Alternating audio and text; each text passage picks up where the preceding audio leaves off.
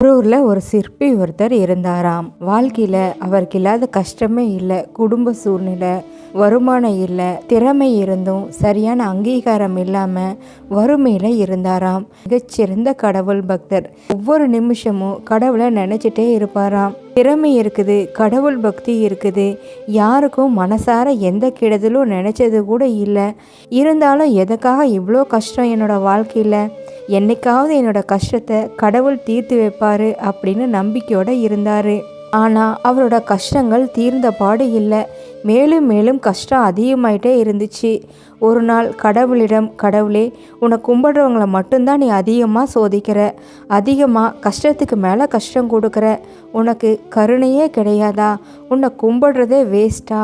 இதுக்கு மேலேயும் உன்னை கும்பிடுற மாதிரி இல்லை. உன்னை கும்பிட்டு கஷ்டத்தை மட்டும்தான் நான் அனுபவிச்சிருக்கிறேன். போதும், இதுக்கு மேலே உன்னை நினைக்க கூட மாட்டேன் அப்படின்னு சொன்னாராம். அப்பொழுது அவர் முன்னாடி கடவுளே வந்து நின்னாராம். சிற்பியே, உன்னோட புலம்பல் என்னோட காதுக்கு கேட்டுச்சு. எதுக்காக கடவுளை கும்பிட்றவங்களுக்கு மட்டும் அதிகமான கஷ்டம் வருது, அதிகமான சோதனைகள் வருது அப்படின்னு தானே உன்னோட கேள்வி.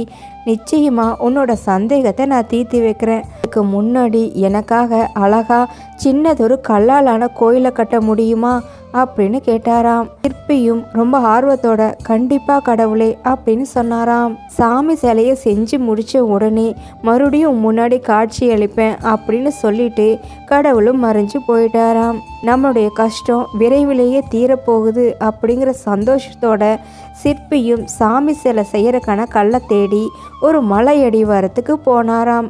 அங்கே நிறைய பாறைகள் கிடந்தது. ஒவ்வொரு பாறையாக தட்டி தட்டி பார்த்தாராம். எந்த பாறையுமே அவருக்கு திருப்திகரமாக இல்லை. என்னடா அது, கடவுள் சொன்ன மாதிரி நம்மளால் ஒரு சாமி சிலையை வடிக்கவே முடியாதா அப்படின்னு யோசித்தவாறே சோகத்தோட ஒரு கல் மேலே போய் உட்கார்ந்தாராம். அந்த கல் அவரிடம் பேச ஆரம்பிச்சிச்சான். என்ன சிற்பியே, ரொம்ப சோகத்தோட இருக்கீங்க அப்படின்னு கேட்டுச்சான். சிற்பியும் கல்லு பேசுதே அப்படின்னு ஆச்சரியத்தோட நடந்த எல்லா விஷயத்தையும் கல்லுகிட்ட சொன்னாராம். ஓ, சாமி சிலை செய்யறதுக்கு ஒரு கல் வேணும், அவ்வளவுதானே? ஏன், நானும் ஒரு கல்லு தான், என்ன வேணா நீங்க சாமி சிலையா மாத்திக்கோங்க அப்படின்னு சொல்லிச்சான் கல்லு. சிற்பியும் அந்த கல்லை அப்பதான் சோதிச்சு பார்த்தாராம். நல்லா பலம் வாய்ந்த கல்லா இருந்துச்சாம். கண்டிப்பா கல்லு, நான் உன்னை சாமி சிலையா மாத்தினேன். அதுக்கு நிறைய நீ கஷ்டத்தை அனுபவிக்க வேணும். நான் உளியால உன்னை அடிப்பேன், நிறைய வலியும் வேதனையும் ஏற்படும், கொஞ்ச நேரம் போறதுக்கோ அப்படின்னு சொன்னாராம். அதற்கு கல்லும் சரி அப்படின்னு சொல்லிச்சாம். சிற்பி தன்னோட உளியால அந்த கல்லை செதுக்க ஆரம்பிச்சாராம். ஒரு 2-3 வாட்டி தான் உளியால அடிச்சிருப்பாரு. அடுத்த கணமே அந்த கல், ஐயோ வலிக்குதே, ஐயோ வலிக்குதே, என்னை விட்டு சிற்பி அப்படின்னு சொல்லிச்சான். அதற்கு சிற்பி, இந்த வலியும் வேதனையும் தாங்கிட்டீன்னா நீ சாமி சிலையா மாறிடலாம் கல்லு. ஐயோ, இவ்வளோ கஷ்டத்தையும் வலியும் வேதனையும் என்னால் தாங்கவே முடியாது. சாமி சிலையா மாறுறது 2வது பட்சம். முதல்ல நான் சுகமாக இருக்கணும், அதுதான் இப்போ எனக்கு முக்கியம். தயவு செஞ்சு என்னை விட்டுடு, நான் தெரியாமல் உன்னை கூப்பிட்டேன் அப்படின்னு சொல்லிச்சான். சிற்பியும் எவ்வளவோ சொல்லி பார்த்தாரு. அந்த கல் கேட்குற மாதிரி இல்லை. சரி, இந்த கல் வேலைக்கு ஆகாது அப்படின்னு நினைச்ச சிற்பி அடுத்த கல்லை தேடி போனாராம். பக்கத்திலே இருந்த இன்னொரு கல், என்ன சிற்பியே, என்னெல்லாம் பார்த்தா உங்களுக்கு கல் மாதிரி தெரியலையா? உங்க கண்ணுக்கு நான் படவே இல்லையா அப்படின்னு சொல்லிச்சான். இல்லை, சாமி சிலையை செய்யணும், அதற்கு நிறைய வலியும் வேதனையும் அனுபவிக்கணும். அதுக்கு பக்கத்திலே கிடந்த கல் வலியாலும் வேதனையாலும் துடிச்சதை நீயே பார்த்துருப்ப.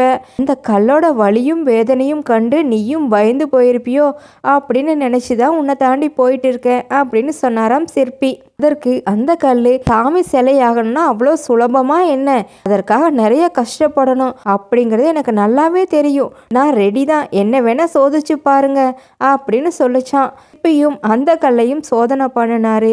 அந்த கல்லும் சாமி சிலை செய்யறதுக்கு உகந்த கல்லாய் இருந்துச்சு. அந்த கல்லிடம் நிறைய வலியும் வேதனையும் கஷ்டங்களும் உனக்கு ஏற்படும், கொஞ்சம் பொறுத்துக்கிட்டினா அனைவரும் வணங்குற சாமி சிலையாயிரலாம். கல்லும் எவ்வளோ கஷ்டத்தை அனுபவிச்சாலும் சரி, இங்க வெறும் பாறையா இருக்கிறதுக்கு கடவுள் சிலையா இருக்கிறதே மேல் அப்படின்னு சொல்லி சம்மதம் சொல்லிச்சான். சிற்பியும் அந்த கல்லை உளியால தட்டி செதுக்க ஆரம்பிச்சாராம். கல் பார்த்து கொஞ்சம் வலிக்காம அதிகமான கஷ்டத்தை கொடுக்காம சாமி சிலையை செய்யுங்க அப்படின்னு ஆரம்பத்தில் சொன்ன கல் கொஞ்சோண்டு வலிச்சாலும் முனக ஆரம்பிச்ச கல் போக போக ஐயோ என்னால் முடியல, என்னை கொல்லாத சிற்பியே, போதும் போதும் நிறுத்து அப்படின்னு சொல்லிச்சான். சிற்பி பாதி சிலையை செதுக்கி முடிச்சிட்டேன், இன்னும் கொஞ்சம் தான் பாக்கி இருக்குது, இவ்வளோ தூரம் பொறுத்துக்கிட்டேன், இன்னும் கொஞ்சம் பொறுத்துக்கோ, நீ சாமி சிலையா மாறிடுவ அப்படின்னு சொல்லிச்சான். ஐயோ இவ்வளோ நேரம் பொறுத்ததே போதும் சிற்பியே, என்னை விட்டா போதும், தயவு செஞ்சு என்னை விட்டு போங்க, கஷ்டத்தையும் வேதனையும் அனுபவிச்சதே எனக்கு போதும் போதும்னு இருக்குது, இதற்கு மேலேயாவது நான் சந்தோஷமா இருக்க விரும்புகிறேன், போதும் என்னை விட்டு போ, வழியை உன்னை கூப்பிட்டது என்னோட தப்பு தான் அப்படின்னு சொல்லிச்சான். சிற்பியும் அந்த கல்லிடம் ஆனது ஆகட்டும், இன்னும் கொஞ்ச நேரம் அப்படின்னு எவ்வளவோ சொல்லியும் அந்த கல் கேட்குற மாதிரி இல்லை. வேற வழி இல்லாத சிற்பியும் அடுத்த கல்லை தேடி போனாராம். கொஞ்ச தூரத்திலேயே இன்னொரு பாறையும் இருந்துச்சான். அந்த பாறையை பார்த்த உடனே சிற்பிக்கு ரொம்ப பிடிச்சி போயிருது. அந்த பாறையிடம் சென்று தட்டி பார்த்தாராம். இது சாமி சிலை வெடிக்க சரியான பாறை அப்படின்னு அவருக்கு பார்த்த உடனே புரிஞ்சிருச்சு. அந்த பாறை அவரிடம் பேச ஆரம்பிச்சிச்சு. என்ன சிற்பியாரே, நான் வலிமை வாய்ந்த பாறை தான், நீங்க கொஞ்சம் கூட யோசிக்கவே வேண்டாம், சாமி சிலையை செய்ய ஆரம்பிங்க அப்படின்னு சொல்லிச்சான். அதுக்கு சிற்பியும் வழக்கம் போல அதிகமான கஷ்டமும் வேதனையும் அனுபவிக்க வேண்டி இருக்கும், பரவாயில்லையா அப்படின்னு கேட்டாராம். எவ்வளோ வலியும் வேதனையும் ஏற்பட்டாலும் எனக்கு பரவாயில்ல சிற்பியே, நான் சாமி சிலை ஆகணும், இப்படி பாறையாவே வாழ்ந்து மண்ணா தூசியா மாறுறதுக்கு பலரும் வணங்குகிற சாமி சிலையாக இருப்பதே மேல் அப்படின்னு அந்த பாறையும் சம்மதம் சொல்ல பார்த்து பார்த்து ரசிச்சு அந்த பாறையை சிலையா வடிவமைக்க ஆரம்பிச்சாராம். எவ்வளவுதான் சிற்பி உளியால் அந்த பாறையை கடினமாக உடைத்தாலும் அந்த பாறையிடமிருந்து சின்ன முனகள் கூட வரல. அத்தனை கஷ்டங்களையும் வலிகளையும் வேதனைகளையும் அந்த பாறை தாங்கிட்டே நின்றுட்டு இருந்துச்சு. சிற்பியும் இரவு பகல் பாராம தன்னோட கருமமே கண்ணாக சாமி சிலையை செதுக்கிட்டே இருந்தாராம். ஒரே வாரத்துல அந்த பாறையை செதுக்கி அழகான சாமி சிலையை உருவாக்கிட்டாரு.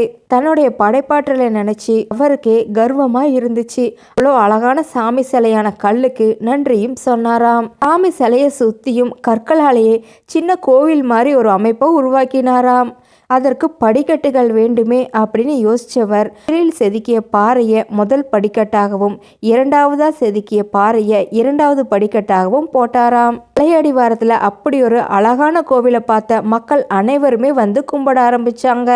வந்தவங்க அனைவருமே அந்த 2 பாறையின் மேலே ஏறி மிதிச்சாங்க. இரண்டாவது கல்லை கடவுளாகவே நினைச்சு வழிபட்டாங்க. இதை பார்த்த இந்த 2 பாறைகளுக்கும் வேதனை தாங்க முடியல.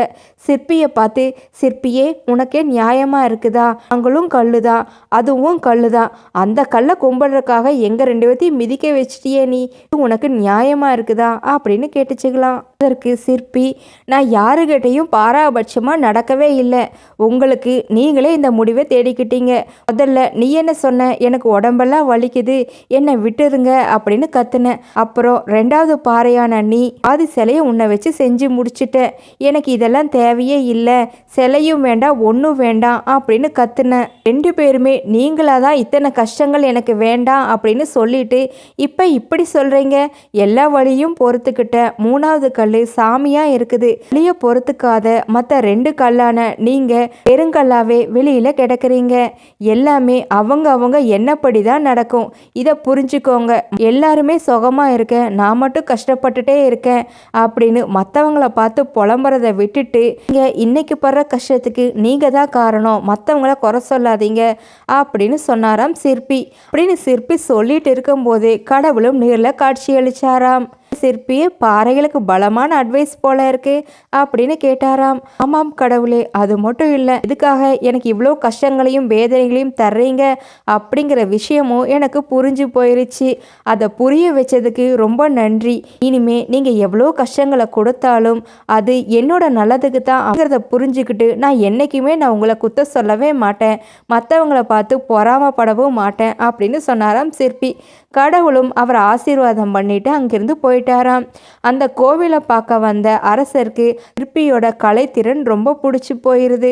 அவர் அந்த சிற்பியை நேரில் கூப்பிட்டு பாராட்டி தகுந்த சன்மானமும் வெகுமதியும் கொடுத்தாராம். சிற்பியும் கடவுளுக்கு நன்றி சொல்லிட்டு வாழ்நாள் முழுக்க ரொம்ப சந்தோஷத்தோட வாழ்ந்து வந்தாராம்.